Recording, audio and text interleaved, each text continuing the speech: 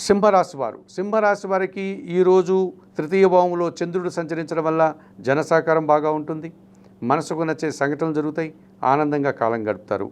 భాగ్యములో శుక్ర సంచారం వల్ల స్త్రీజన సహకారంతో చాలా పనులు సునాయాసంగా పూర్తి చేస్తారు. శుభకార్యాలు నిర్వహిస్తారు. విందు వినోదాల్లో పాల్గొంటారు. వృత్తి ఉద్యోగ వ్యాపారాల్లో అభివృద్ధిని చవిచూస్తారు. లాభములో బుధుడు సంచరించడం వల్ల మీ మాటకు విలువ పెరుగుతుంది. సొంత వ్యాపారం అభివృద్ధి పథంలో ముందుకు సాగుతుంది. మీ వ్యాపారాన్ని మరింతగా విస్తరించుకుంటారు. ఆర్థికపరమైనటువంటి బలాన్ని కూడా పొందగలుగుతారు.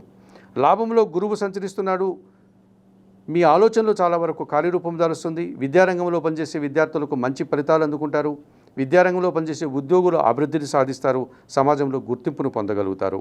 జన్మరాశిలో కేతువు, సప్తమంలో రాహువు, కాలసర్పదోషం కనిపిస్తుంది ఈ సింహరాశి వారికి.